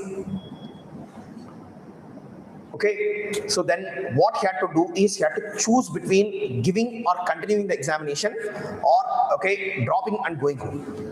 His mother has requested him to keep writing the examination. Then he wrote the mains examination, he got the interview call. He felt that this is something that God has sent in return for the sacrifice that he has made by not having the last sight of his father. But post interview he did not finally get selected in that year, sir. Okay, which means that మన సమస్యలు మనవే. Okay, so UPSC కి మన సమస్యలతో సంబంధం లేదు. కానీ subsequent year he became an IRS officer. That's a different case scenario. But that year he came and asked me a question. What more does the exam want from me? Okay, but it doesn't know about your struggle, right? తెలుసా? It only requires what, sir? Merit. మిగతావన్నీ కూడా వాళ్ళకి సంబంధం లేదు sir. మీ struggles ఏంటి, ఇబ్బందులు ఏంటి, okay, ఇవన్నీ కూడా all of them are deconstructed in this examination. They are not going to determine your future. Only and only your merit is going to determine whether you are going to clear the examination or not clear the examination. Okay, that's a case scenario. So this is one thing that you people need to remember. So but I've given one example in order to make you realize that your background, your struggles, your problems are your own. Don't UPSC కి వాటిని ఆపాదించుకోండి. అక్కడ నేను కష్టాలు పడ్డాను కాబట్టి ఇక్కడ నాకు ఈజీగా ఉంటుందని మీరు అనుకోవడం మాత్రం తప్పు. నేను మళ్ళీ కూడా చెప్తున్నాను క్లియర్గా. So don't expect any kind of weakness from UPSC. And similarly from your side also there should not be any weakness. Okay, clear sir? So prelims 2013 తర్వాత ఎలా చేంజ్ అయ్యాయి మనకు అవసరం లేదండి. సో మనం ఎగ్జామ్ ఇప్పుడు ఏంటి అనేది మనం మాట్లాడుకుందాం. ఓకే, నేను జస్ట్ ఊరికే మీకు చెప్పాను, అంటే కొంచెం బ్రాడ్ చేంజెస్ ఎట్లా జరిగాయని చెప్పి. ప్రిలిమ్స్ ఎగ్జామినేషన్లో కూడా చాలా చేంజెస్ జరిగాయి. ముందు CSATలో కూడా మార్క్స్ క్యుములేటివ్గా చేసేవాళ్ళు. 2015 వరకు అలానే జరిగేది. అంటే CSAT paper marks, GS1 paper marks కలిపి కట్ ఆఫ్ డిటర్మైన్ చేసేవాళ్ళు. కానీ నార్త్ ఇండియాలో maths significant problem, English significant problem వల్ల చాలా మంది నార్త్ ఇండియన్స్ అసలు ప్రిలిమ్స్ క్లియర్ చేయలేకపోయేవాళ్ళు. సౌత్ వాళ్ళు బ్రహ్మాండంగా క్లియర్ చేసేవాళ్ళు, ఎందుకంటే మనకు మ్యాథమెటికల్ ట్రెడిషన్ చాలా స్ట్రాంగ్ ఉంది కాబట్టి. కానీ ఇంకా మరి నార్త్లో చాలా గొడవలు అల్లర్లు జరుగుతుంటే UPSC వాడు ప్యాటర్న్ చేంజ్ చేసి CSATని క్వాలిఫైయింగ్ పేపర్గా మార్చాడు. ఓకే, 1/3 మార్క్స్ తెచ్చుకోండి సరిపోద్ది అని అన్నారు. And you know what, the surprising part is even today many people from the Hindi heartland, they are failing in CSAT. Cumulative score వదిలేయండి, కట్ ఆఫ్ మార్క్స్ కూడా తెచ్చుకోలేకపోతున్నారు. Okay, అప్పుడు relax అయ్యారు, కానీ తర్వాత వాళ్ళకి అర్థమైంది 66 మార్క్స్ తెచ్చుకోవడం కూడా ఇట్స్ రియల్ ఛాలెంజ్ అని చెప్పి. సో బట్ మన దగ్గర మరీ అంత ప్రాబ్లం ఉండదులేండి. సో మీరు అంత వరీ అవ్వకండి. ఆల్రైట్. సో ఎందుకంటే వాళ్ళు హిందీ మీడియంలో రాస్తారు ఎక్కువ మంది. So for them, understanding an English passage itself is very difficult. And CSAT, mind you, there is no like Hindi translation for English passages. So ఇట్లాంటివన్నీ ఉంటాయి కాబట్టి that's a different case scenario. So on this note, we will wind it up, sir. Okay, చెప్పండి sir. See, sociology will discuss later sir. మరి ఇప్పుడు optionals గురించి ఎక్కువ question అడగండి, మీరు ఫస్ట్ జనరల్ స్టడీస్లో కొంచెం అడ్జస్ట్ అవ్వండి. దాంతోపాటు difference between online and offline coaching, I will be very curt and I will be very clear with respect to my review of the difference between online and offline coaching. Over the years, I have observed one thing very clearly. Usually, the learning outcomes of offline students are much better than online students. Learning outcomes అంటే అదే class online వినవాడు offline వినవాడు, offline వినవాడి performance I could observe a clear distinction between both. The reason is online students, what will happen is they will have hundreds of distractions. The flow of the class would be broken. You would be isolated in some pocket in your room. No one is going to continuously monitor you. But in class, the teacher is going to monitor you. మీరు ఏమైనా పిచ్చి చేస్తే క్లాస్లో నుంచి బయటికి పంపిస్తారు. ఆ భయం ఉంటుంది అందరికీ. రెండవది ఏంటి, మిగతా వాళ్ళ అందరూ వింటున్నప్పుడు హర్డ్ ఎఫెక్ట్ అనేది ఒకటి వర్క్ అవుతుంది. హర్డింగ్ ఎఫెక్ట్ అంటే ఏంటి, అందరూ వింటున్నారు, నేను ఒక్కడిని వినకపోతే ఎట్లా అనే ఒక ఎనర్జీ క్లాస్లో ఉంటుంది. అది ఆన్లైన్లో ఉండదు. దాన్ని నేను ఏం చేయలేను. కానీ ఇక్కడ హైదరాబాద్కి వచ్చి క్లాసెస్ తీసుకునే పాసిబిలిటీ ఉంటే I encourage all students to come to offline classes. Okay, because classroom is the place of learning for millennia, not now. Even there was a Harvard study also. What happened is during COVID-19 period, for 1 year the Harvard students did not have offline classes. They had online classes. You know what the request that they put forward? They put forward a request to repeat the year, majority of the students. Okay, I don't expect the students to be more bright than the Harvard students. మరి అన్నప్పుడు మనం కూడా క్లియర్గా ఏం ఆలోచించాలి, offline class is always better.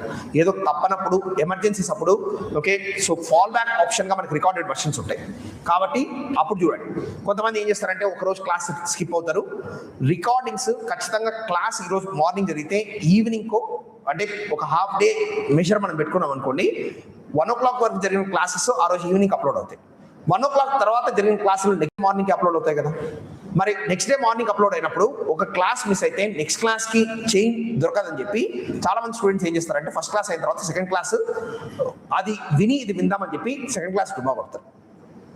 అట్లా classes accumulate అయ్యి so ఒక పెద్ద లార్జ్ నెంబర్ ఆఫ్ క్లాసెస్ ఎప్పుడైతే అక్యుములేట్ అవుతాయో అప్పుడు చేతులు ఎత్తేసి యూపీఎస్సీ ప్రిపరేషన్ నుంచి క్విట్ అయిన స్టూడెంట్స్ నాకు చాలా మంది వచ్చి ఆఫ్లైన్ స్టూడెంట్స్ చెప్తున్నాను. కాబట్టి ఆన్లైన్ కంటే కూడా ఆఫ్లైన్ లెర్నింగ్ మెకానిజం బెటర్. నేను 100% చెప్తున్నాను. Teacher direct supervision, herding effect of the students, these two are logical conclusions which I can come to. ఎందుకు డిఫరెన్స్ ఉందని చెప్పి. But in online for some people it will work. The people who are like highly self motivated, అంటే extreme self motivation ఉంటుంది చూడండి, వాడు ఎలా అయినా నేర్చుకుంటాడు. ఎందుకంటే వాడికి హంగర్, ఫైర్. అలా లేకపోతే సెల్ఫ్ మోటివేషన్ ఉన్నవాడు క్లాస్లో కూర్చున్నా కూడా అదే పని చేస్తాడు అనుకోండి. But very high levels of self motivation is required because online coaching for UPSC is very difficult because 1000 hours of classes జరుగుతాయి సార్. 1-2 కాదు కదా. ఏదో మీరే చూడండి, రోజులో ఒక 3 సినిమాలు చూడండి, థర్డ్ సినిమా చూడాలనిపిస్తుందా? ఫస్ట్ సినిమా వరకు ఎంటర్టైనింగ్ అనిపిస్తుంది, రెండో సినిమా కొంచెం ఇబ్బందిగా ఉన్నది చూడొచ్చు. మళ్ళీ మూవీస్లో ఏంటి, సాంగ్స్ ఉంటాయి, ఎంటర్టైన్మెంట్ ఉంటుంది, జోక్స్ ఉంటాయి, యాక్టర్స్ ఉంటారు, సీన్స్ మారుతాయి. ఇక్కడ single actor, no jokes, dance రాదు. సో కాబట్టి మీరు ఏం చేయాలి, అప్పుడు మీకు ఇంకా ఇబ్బంది అవుతుంది. నేను 100% చెప్తున్నాను sir, screen time is not good time. దాంతోపాటు మీరే అబ్జర్వ్ చేయండి, క్లాస్లో కూర్చొని 6 hours 7 hours క్లాస్ తర్వాత కూడా చాలా ఫ్రెష్గా ఉంటుంది. అదే స్క్రీన్ ముందు ఒక 3 గంటలు 4 గంటలు కూర్చొని చూడండి, మీ ఎనర్జీ కంప్లీట్గా డ్రైన్ అవుట్ అవుతుంది. This is 100% true, undeniable facts.